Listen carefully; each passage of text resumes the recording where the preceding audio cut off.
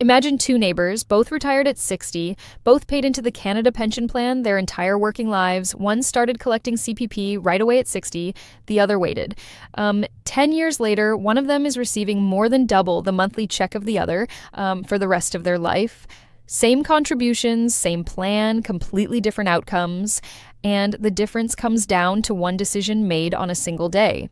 Today, we're talking about when to take your Canada Pension Plan and why that one choice may be the most financially significant decision of your entire retirement. Most people pick an age based on a gut feeling or because a friend told them to or because they were worried the fund might run out. But the math tells a very different story. And by the end of this video, you're going to understand that story clearly so you can make the choice that's right for you. I also want to address something that comes up constantly, the fear that CPP might not be there when you need it most. We'll get to that, and what I share might genuinely surprise you, so stay with me. Let's start with the basics, because it's important to understand what's actually happening when you choose your CPP start date. The Canada Pension Plan allows you to begin collecting anywhere between age 60 and age 70. That's a 10-year window. And within that window, your monthly payment changes significantly depending on when you start. If you start at 65, you get the standard amount, whatever you've earned based on your years of contributions. In 2026, the maximum monthly amount at 65 is just over $1,500.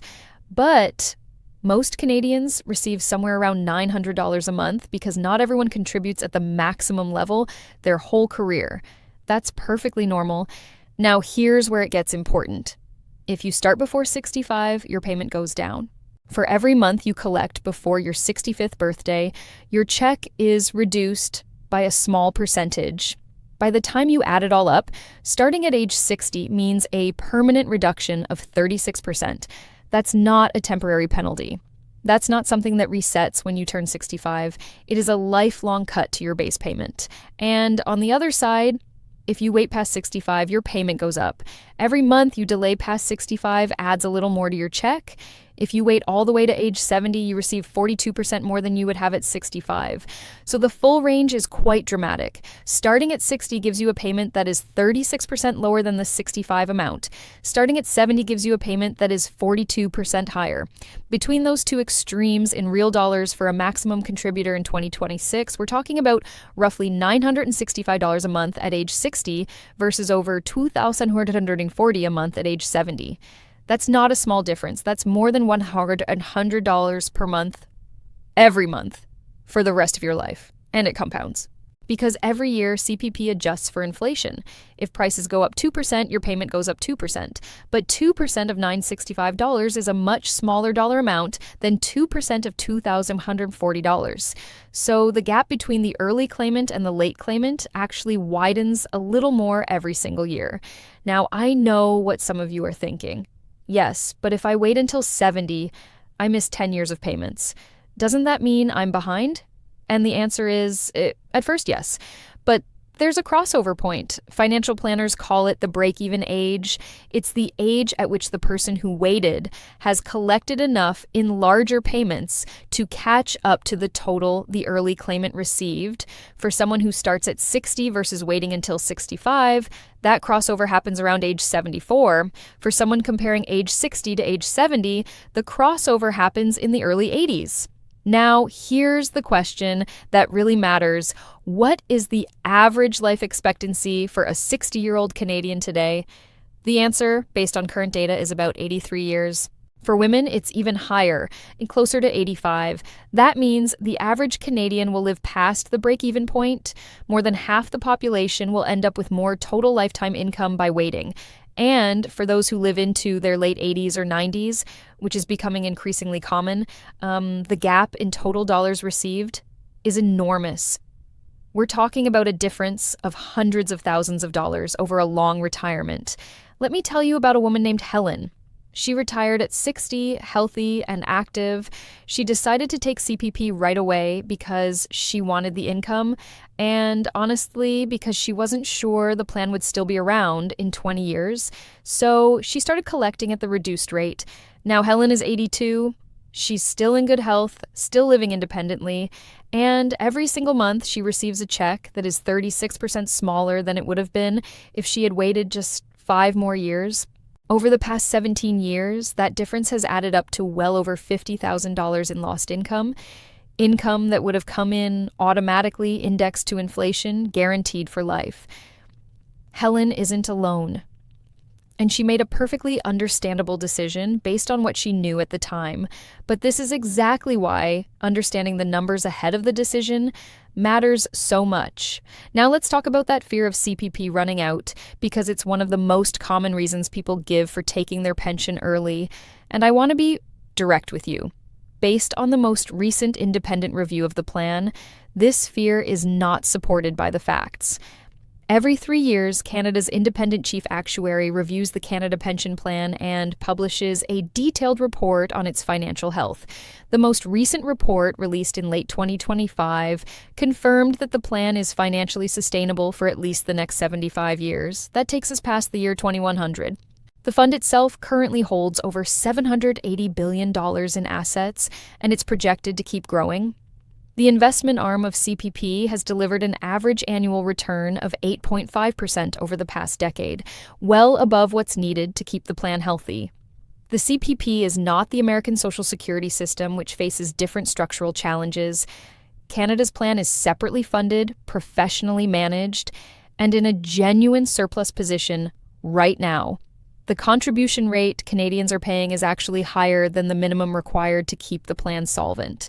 The federal government was even considering reducing contribution rates slightly in 2026 because the fund is doing so well. So the fear that CPP will be gone by the time you're 85 is simply not grounded in the evidence. The plan is solid.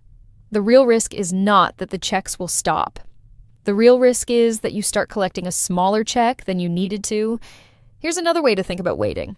When you delay your CPP from 65 to 70, you are effectively earning an 8.4% guaranteed increase on your pension for every year you wait. Try to find a GIC or a guaranteed investment that pays 8.4% per year, inflation adjusted, for life. You won't find one. The return from delaying CPP is one of the best risk-free financial moves available to a healthy Canadian retiree. It's not flashy, it doesn't involve the stock market, but it is extraordinarily powerful over a long retirement. Now, I want to be fair here because the right answer isn't the same for everyone. There are situations where taking CPP early actually makes sense.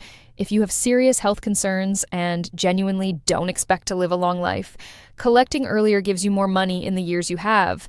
That's a completely valid reason. If you are carrying high-interest debt, credit card debt, a mortgage, the immediate cash from an early CPP payment might save you more in interest than you'd gain by waiting. That's also a real consideration. And if you simply don't have other savings to live on between 60 and 70, early CPP may not be a choice. It may be a necessity. But if you are in reasonable health, if you have some savings or other income to bridge the gap, and if you don't have pressing debt, the math is strongly in favor of waiting, at least to 65. And if you can wait to 70, the long-term benefit is even more significant. There's one more thing worth knowing, especially for lower-income seniors. If you receive the Guaranteed Income Supplement, the GIS, the timing of your CPP matters in a very specific way. The GIS is a benefit that helps lower-income seniors, but it gets reduced as your other income rises.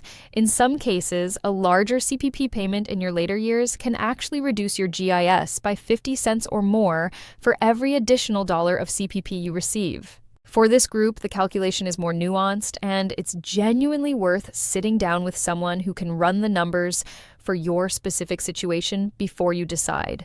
And for higher income seniors, if your total income in retirement is already above roughly $95,000, a larger CPP payment could push you into territory where your old age security starts to get clawed back. Again, not a reason to panic, but something to be aware of when you're planning. Let me share one more story. A couple, Ron and Patricia, both retired in their early 60s. Ron took CPP right away at 60 because his father had passed young and he figured he should take what he could while he could. Patricia waited until 65. Now they're both in their mid-70s. Every month, Patricia's check is noticeably larger than Ron's. They get along fine. They have other savings. But Ron sometimes wishes he'd thought it through a bit more carefully, not because he made a terrible mistake, but because the difference adds up in ways that weren't obvious at the time. His situation is a good reminder that this decision deserves more than a quick answer. It deserves a real look at your health, your other income, your debts, and how long the people in your family tend to live. So let's bring everything together. The Canada Pension Plan gives you a window of 10 years from 60 to 70 to begin collecting. The earlier you start, the smaller your monthly payment permanently. The longer you wait, the larger it is permanently. For the average Canadian who lives into their early 80s, waiting produces more total lifetime income. For those who live longer, the advantage of waiting grows substantially. The fear that CPP will run out is not supported by independent evidence. The plan is in strong financial shape for generations to come. If you are healthy and have options, waiting, even just to 65, is worth serious consideration. If you can bridge the gap to 70, the guaranteed return on that decision is one of the best available anywhere. And if you're not sure what the right answer is for your specific situation, that's completely normal. These decisions interact with your RRSP, your TFSA, your OAS, your GIS, and your overall household income in ways that are worth mapping out carefully. A good financial planner or even a session with Service Canada can help you see the full picture. If today's video gave you something to think about, please share it with someone who might be weighing this same decision right now. And if you'd like to keep receiving straightforward, clear information about the topics that matter most to Canadian retirees, we'd be glad to have you stay with us. You've earned this pension. Make sure you collect it in the way that works hardest for you. If today's video gave you something to think about, please share it with someone love, and please do subscribe to our channel. You've spent a lifetime building what you have. A little planning now can make sure it goes exactly where you intend. See you tomorrow with new information.